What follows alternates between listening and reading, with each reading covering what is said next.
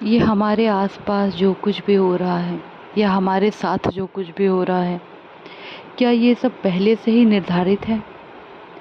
जी हाँ, ये सब कुछ पहले से ही निर्धारित है और ये आज से नहीं, कल्प से पहले ही सारी चीज़ें, सारी व्यवस्थाएं लिख दी गई थी और वही ड्रामा रिपीट होता रहता है।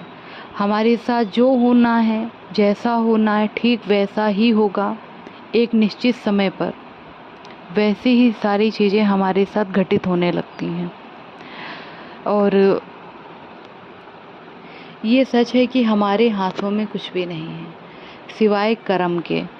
हमारे साथ जो भी अच्छा या बुरा हो रहा है, ये सब हमारे ही कहीं ना कहीं कर्मों का परिणाम हमें मिल रहा है।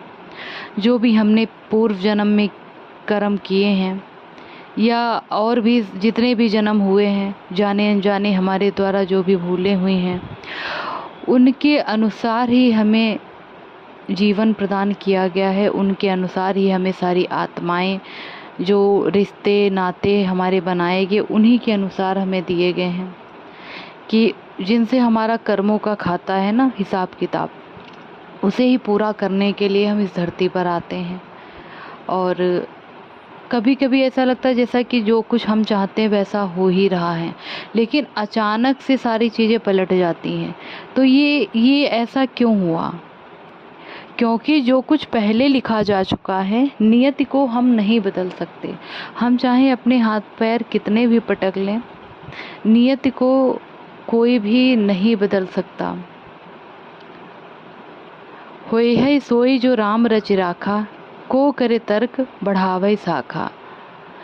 जो होना है वही होगा, जो ईश्वर ने लिख रखा है, और हम अपनी बुद्धि व्यर्थ ही लड़ाते रहते हैं कि ऐसा होना चाहिए, वैसा होना चाहिए।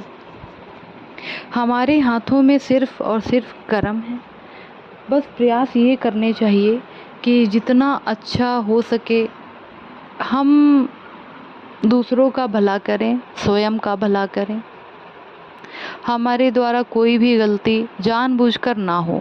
हाँ, अनजाने में भी अगर गलतियां हो रही हैं तो कहीं ना कहीं वो कर्म का रूप तो धारण कर ही लेंगी। तो उनके लिए हम प्रभु परमात्मा से हर दिन माफ़ी मांगें, जिससे कि हमारे कर्म बंधन कटते हैं। और अपने आप को शांत रखें हर परिस्थिति में। हर एक सीन जो कुछ भी हो रहा है, ड्रामा का एक पार्ट समझ करके उसे साइड सीन की भांति देखें और ईश्वर की याद में निरंतर बने रहें। धन्यवाद।